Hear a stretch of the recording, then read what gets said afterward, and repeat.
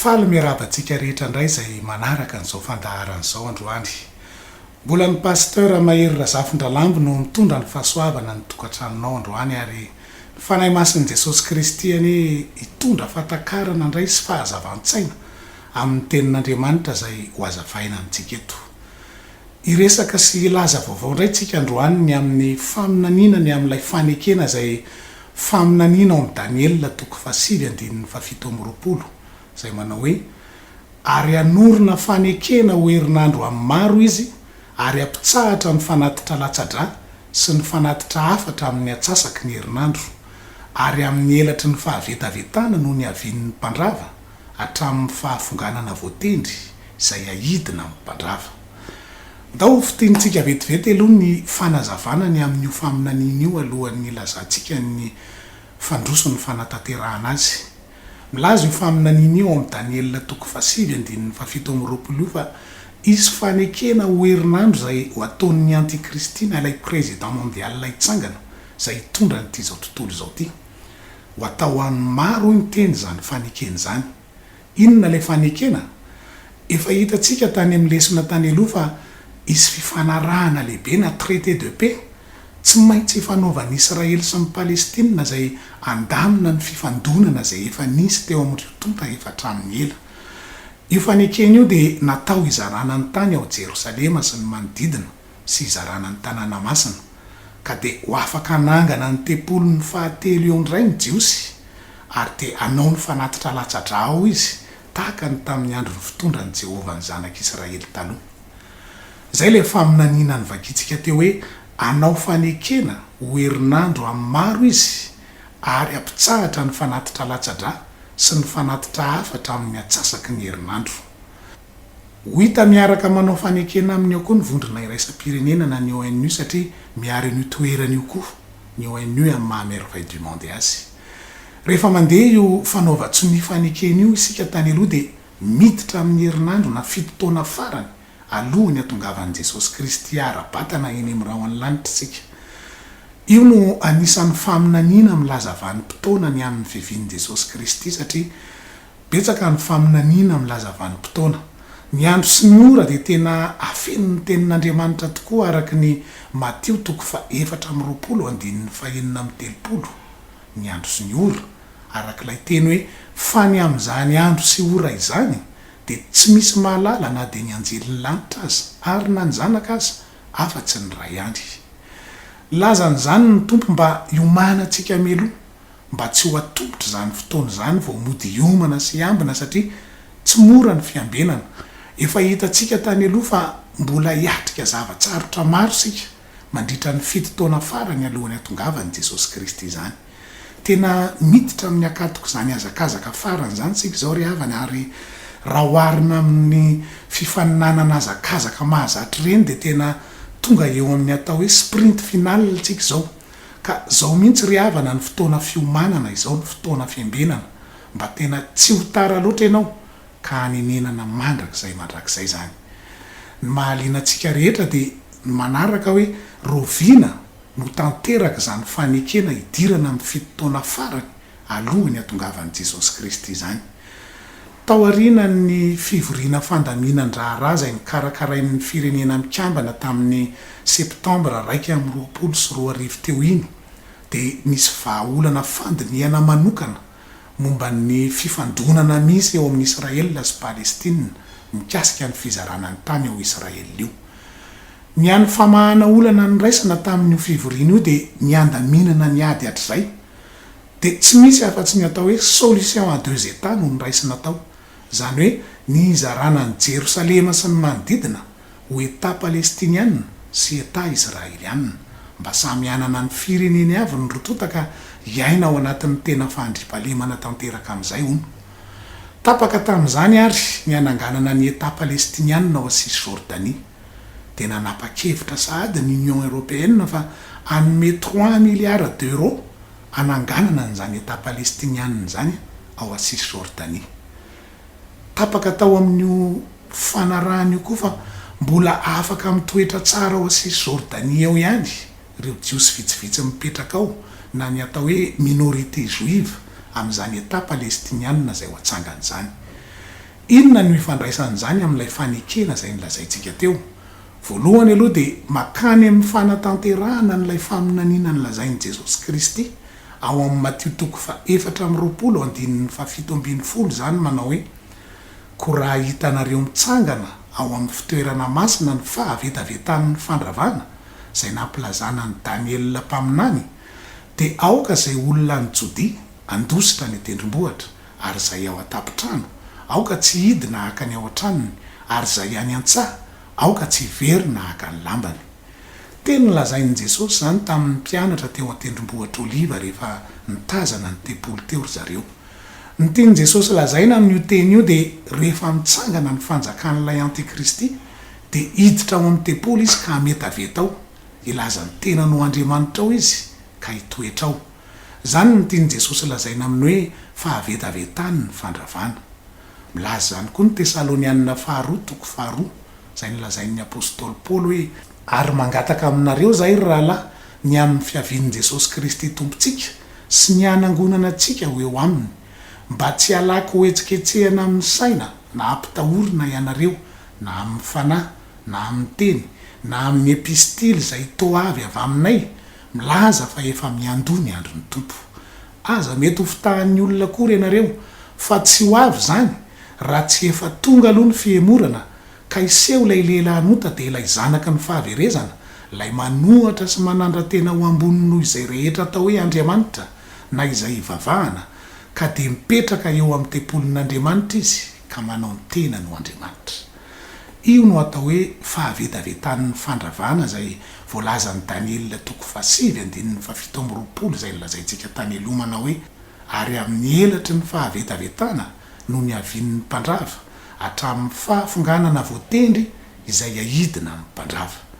Ny fahavetavetana lazain'ny Baiboly eto dia satria Andriamanitra efa niteny foana hatramin'izay hoe mitoetra eo amin'ny toeranao Jerosalema io foana ny masony sy ny fony. Imbetsaka izy no miteny an'izany ao amin'ny soratra masina.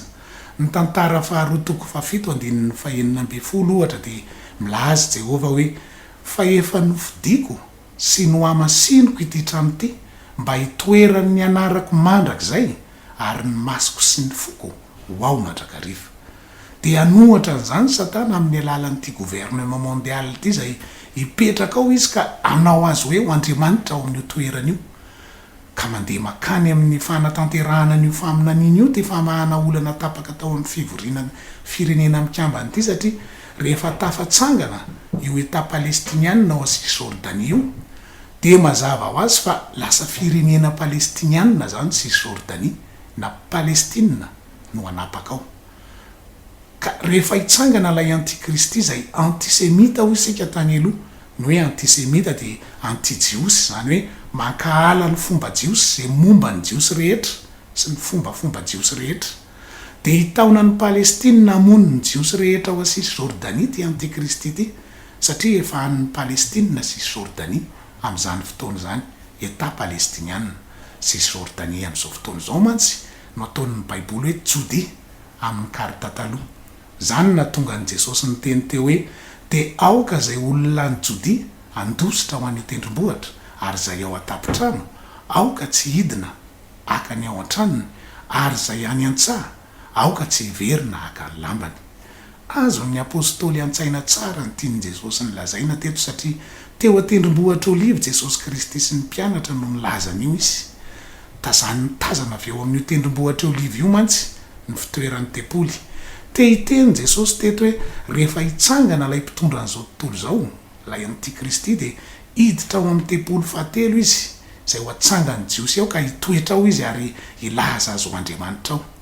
Eo no hanompoka ny atao hoe fahoriana lehibe izay nilazain'i Jesosy ao amin'ny MATIO 4:20 hoe fa amin'izany andro zany dia hisy fahoriana lehibe izay tsy mbola nisy to azy hatr'izay ny androany izao tontolo izao ka mandraka ankehitriny sady tsy hisy intsony.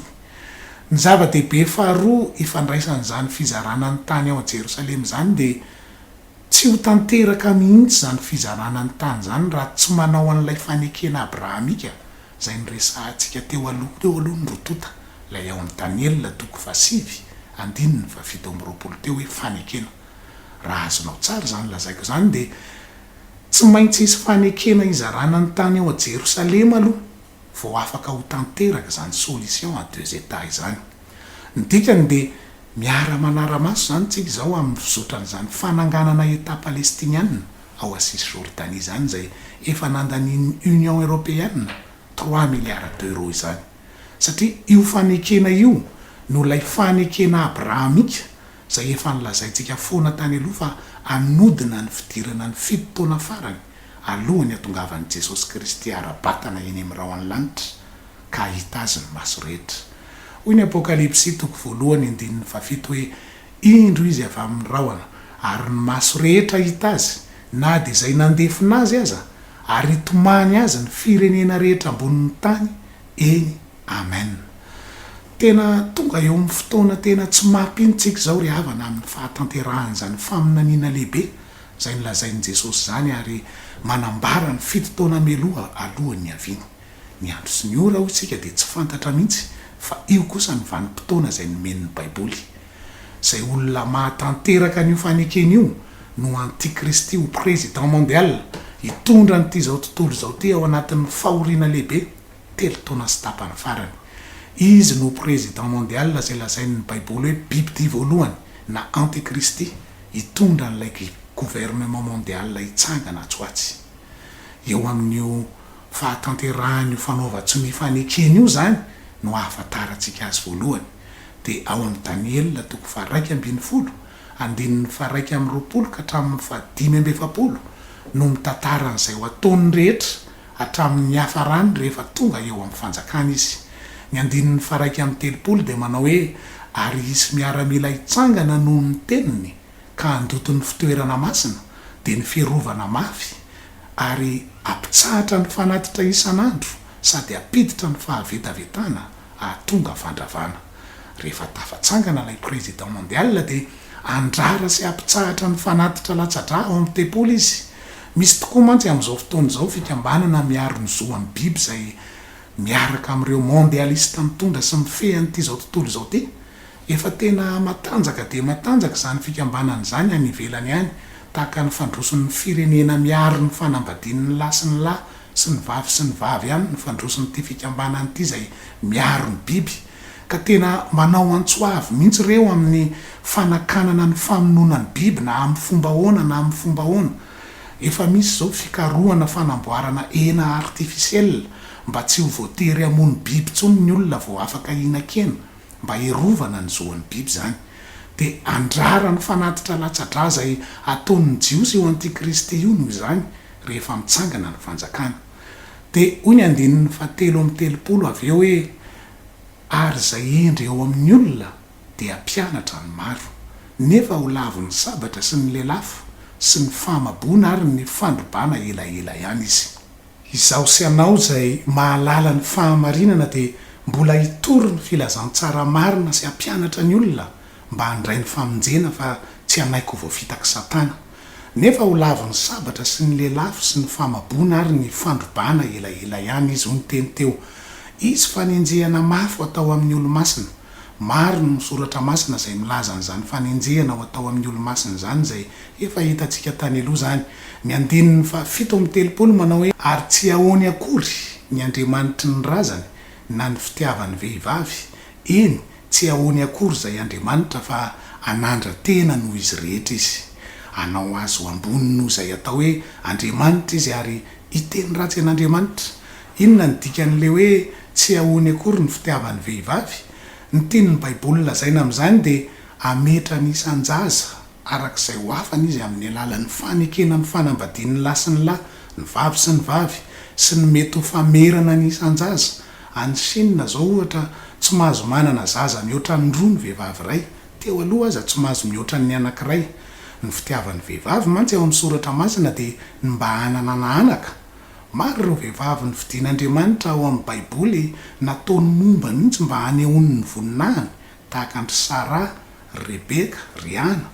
Ary Satana de manohitra foana ny sitrapon'Andriamanitra satria ny tena sitrapon'Andriamanitra amin'ny olombelona de ny Genesis 5:1 hoe maharoa fara sy miabetsah ary mameno ny tany. ny tanjon'ireo mondialiste ireo tokoa mantsy dia ny amerana ny olona eto ambonin'ny tany satria tsy ampy ny loharano karena eto amin'izao tontolo izao fa be loatra nisan'ny olona ka tsy maintsy ahena. Ny faharaiky amby efapolo indray dia manao hoe hiditra ao amin'ny tany mahafinaritra koa izy ary maro no ripaka fa izao kosa no hafa mandositra ny tanany Edoma sy Moaba ary ireo lohany taranaka amona. Dia hoy ny andinin'ny fahadimy amby efapolo hoe ary aoriny eo anelanelan'ny ranomasina sy ny tendrombohitra masina mahafinaritra ny tranon'layany izay lapany nefa ho tonga any amin'ny hafarany any izy ka tsy isy hamonjy azy. Milaza ireo tenin'ireo fa anangana ny lapany ao Jerosalema eo amin'ny tempolo fahatelo eo izy ary andringana olona maro.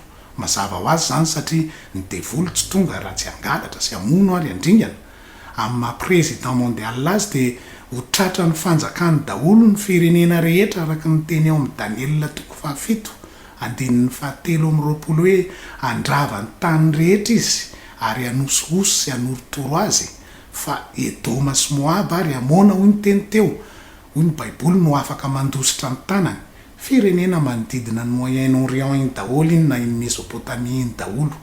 Fa ny hafarany dia lazain'ny Baiboly fa ho levon'ny Jesosy tompo amin'ny fofona iny ny vavany izy araka ny Tesaloniana 2:2 ary ho atsipy any amin'ny farihy mirehatra fisolofara miaraka amin'ilay lehibe an'ilay religion mondiale izay lazain'ny Baiboly hoe biby faharoa na lay mpamina ny sandoka lehibe. Tsy maintsy ho tanteraka ireo lazain'ny Baiboly ireo ary anatanteraka an'ireo izy amin'ny maha-antikristy azy fa raha tsy izany izy tsy lazaina hoe antikristy.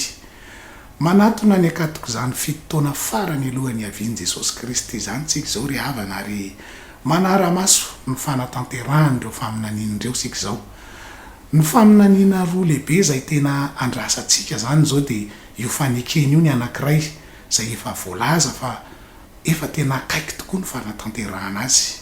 Ny faminaniana faharoa andrasantsika koa dia lay fipoahana lehibe dia lay ady lehibe fahatelo andringana ny hampahatelon'ny olona eto ambonin'ny tany ao amin'ny APOKALYPSY 7 andinin'ny 7:10 no misy azy.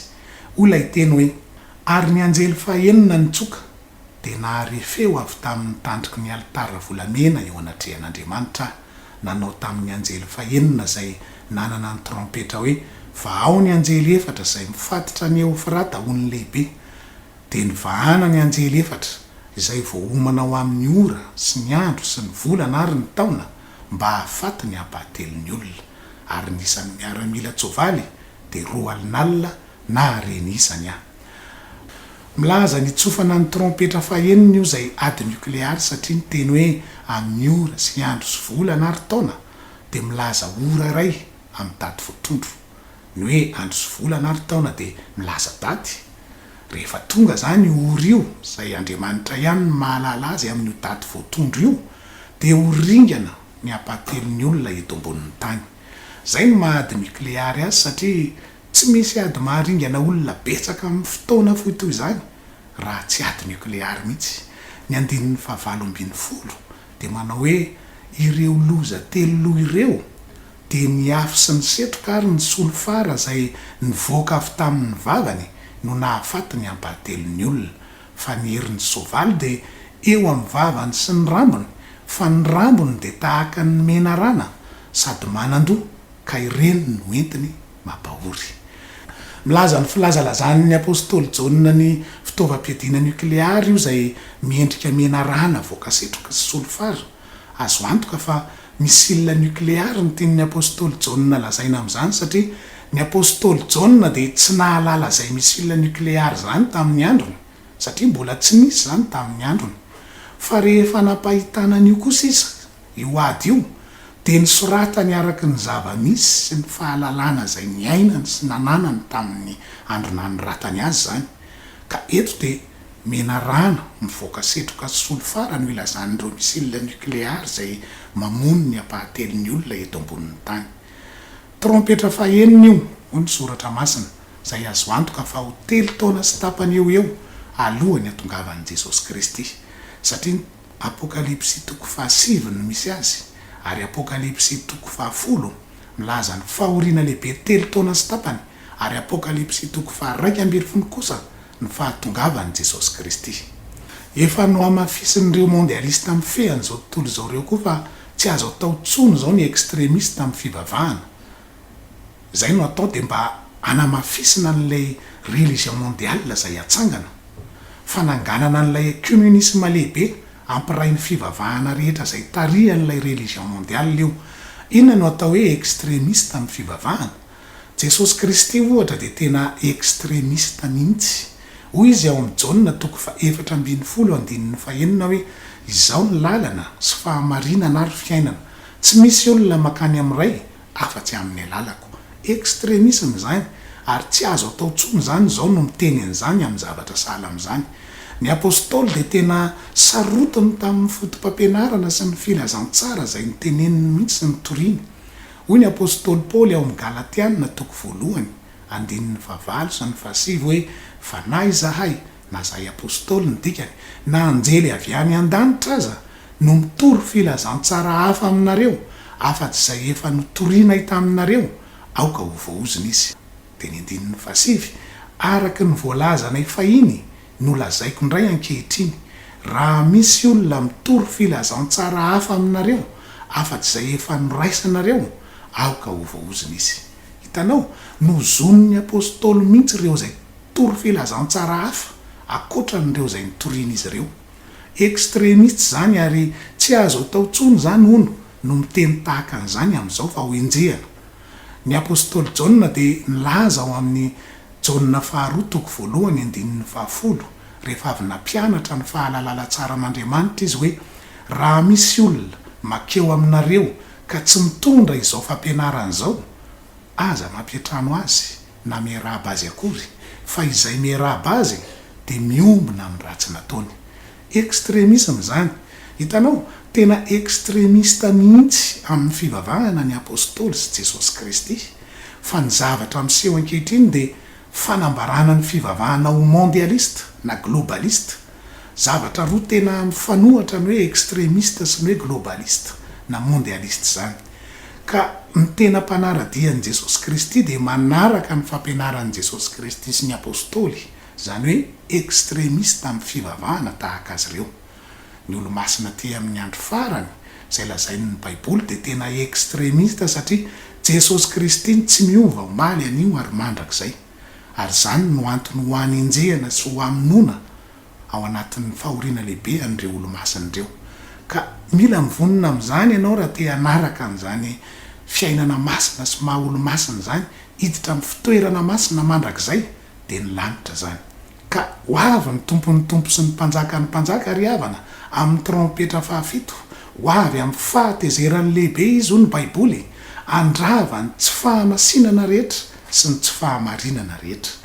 Hoy ny APOKALYPSY 7:15-15 hoe ary misy sabatra maranitra mivoaka amin'ny vavany mba hamelezany ny firenena, ary izy hanapaka azy amin'ny temby, ary izy no manitsaka ny famiazana ny divay ny firehetan'ny fahatezeran'Andriamanitra tsy tompo. Ry havana malala, ho avy amin'ny fahatezerana lehibe ny tompo ny teny teo noho ny tsy naneken'ny firenena rehetra azo Andriamanitra mpamorona nyty zao tontolo zao ty, sy ny nanaovana tsinitsinina ny raha zay nalatsa ny tao a-Kalvari, amelo ny firenena rehetra sy hanapaka azy amin'ny temby izy. Ny fanantenana mahafinaritra ho asy aminao de misy toerana azo antsirana an'izany, de ny fanekena amin'ny lavany sy ny sakan'ny filazantsara zay ny aretany zay nandatsahany rany. Ho avy akany azy izy, ametraka ny fanjakana rivo-taona eto amin'ity tany ity aloha, ary ara-manjaka amin'ireo olom-boafidiny amin'izany fanjakana zany zay ho atsangany zany. Ho tapitra hatreo ny fanjakan'olombelona, fa ho tanteraka amin'izay ilay fivavaka nampianarin'ny tompo hoe ho tonga anie ny fanjakanao. Raha mety ianao androany de mbola afaka manana fanantenana hiara-manjaka aminy amin'izany fanjakana ho apetran'izany. Hoy ny DANIELA 7:17 hoe milaza an'ireo firenena lehibe zay efa nilazaintsika tany amin'ny lesona tany aloha fa andrafitra n'ity gouvernement mondial ity hoe ireo biby efatra lehibe ireo de mpanjaka efatra zay hitsangana avy amin'ny tany. Nefa ny olo-masiny avo indrindra no azo ny fanjakana ary anana ny fanjakana mandrakizay alaovalo. ny olo-masiny avy indrindra no azo ny fanjakana ary anana fanjakana mandrak'izay izy. Tsy maintsy tonga olo-masina aloha zany sika sy ianao vao afaka hisitraka n'izany fanjakana miaraka amin'ny Jesosy Kristy zany. Tsy azo moramora zany ry havana fa tsy maintsy miady aloha indrindra amin'izao andro farany, andro ny devoly zao. Ny ady amin'ny fanakana ny fanjakan'Andriamanitra eto amin'izao tontolo zao aza tsy moramora, ka maika fa ny ady amin'ny akana ny fanjakan'Andriamanitra.